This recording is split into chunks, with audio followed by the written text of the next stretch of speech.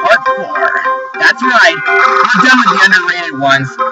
Now we're on to the real big ones. Now we're on to the really big ones of my countdown. Let's see. Number 10.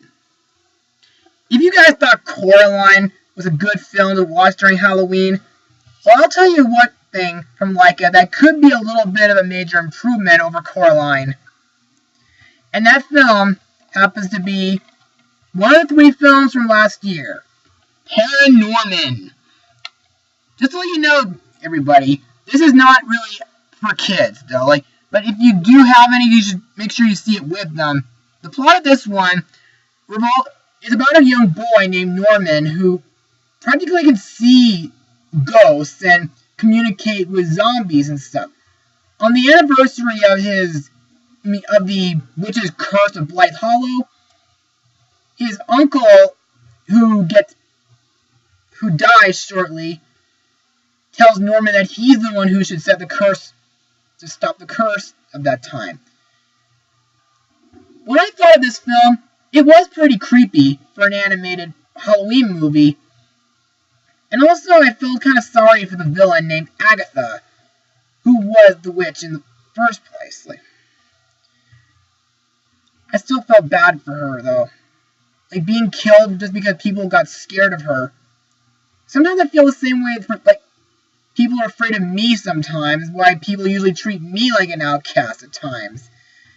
And like I said before in my review of Carrie, I know what it's like being an outcast. ParaNorman. A zombie movie that'll make you believe in witches and creepiness. Number 9. Okay. From the whimsical mind of the late Ray Bradbury, and number 9 is Something Wicked This Way Comes. This one is kind of different compared to Watcher in the Woods from earlier. This film is about 2 boys who go to this carnival that mysteriously arrives into town, and turns out this carnival is kind of like Pleasure Island territory, granting everyone a dream come true with a price. Which is pretty creepy, though, especially with the person running the place named Mr. Dark, played by Jonathan Pryce. And there are also a lot of creepy things, like things popping up out of nowhere, a room full of tarantulas. Even every scene that Mr. Dark's in is terrifying. Or if any of you haven't seen this film yet, it's highly recommendable. And it's really, really underrated, though. But still, like ParaNorman or Watcher in the Woods, you should make sure you see this film with your kids. Something Wicked This Way Comes. What I'd like to call the greatest show unearthed. Number 8. Now this one is one of my all-time favorites. It's one of the coolest movies to ever come from DreamWorks Animation. It pays a tribute to all monsters films and science fiction films. Of course, that film happens to be Monsters vs. Aliens. Oh boy, where do I begin with this one? The story of this one is about a woman named Susan Murphy who gets hit by a meteor on her wedding day, and she grows to the size of a 50-foot-tall woman. After she gets taken by a government, she meets several other monsters who have been locked up in a government's prison for their 50 years. And also, not too long after, an alien robot lands on Earth and starts to terrorize San Francisco. So General Monger tells the president that that Susan and the other monsters are their only best chance to defeat the alien robot, and in exchange they get their freedom. What I love about this movie is that it's really, really funny, and also it's very action-packed.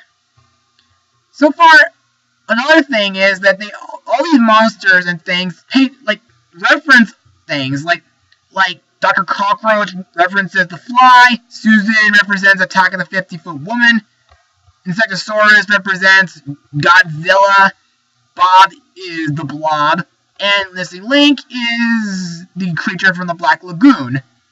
Plus, Galaxar's robots are kind of like those robots from War of the Worlds, and his spaceship is like those spaceships from Independence Day. Oh boy. But you gotta really check this film out. It's really, really fun to watch. Trust me. Especially with one part where the president plays that Axel 5 song from Beverly Hills Cop or something like that. Like Monster vs. Aliens. A really fun film that involves monsters and science fiction. Number 7. And this one is another film from Tim Burton that I really want to tell about. This one happens to be a remake to one of Tim Burton's own movies. That's right. Frankenweenie is my number 7 spot. This film is about the premise of this movie is like young Victor Frankenstein. After his dog Sparky gets hit by a car, he uses the Frankenstein method to bring his dog back to life. But then all of a sudden, not too long after, things do get worse when his friends try to recreate his experiment. Like, they make monster versions of their pets, like a giant turtle, a vampire cat, a were-rat, an invisible fish, and even gremlin-like sea monkeys. And when I said that this film is a remake to Tim Burton's own films, what I really mean is that back in 1984, there was a live-action short that was made.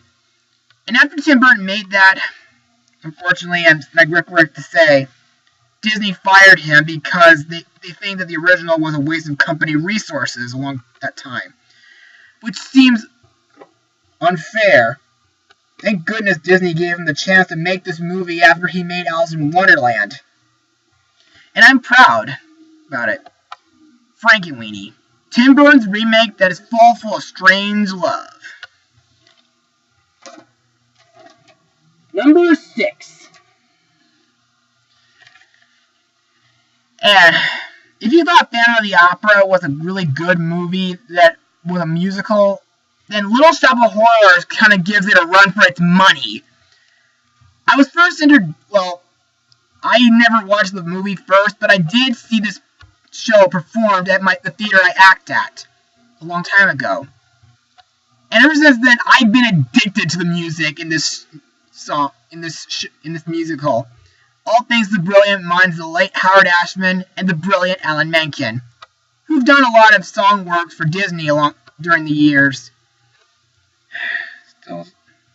This film is not just funny, but a little bit scary at times, but the songs are really, really fun. Especially with Get It, Don't Feed the Plants, which is not in this film, but it's all the bonus features. And also Skid Row is pretty fun too, and a Supper Time song.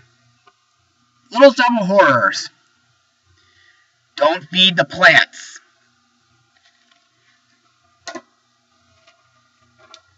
Be sure to tune in tomorrow, because I've only got 5 movies left to talk about with you guys. So, be sure to tune in.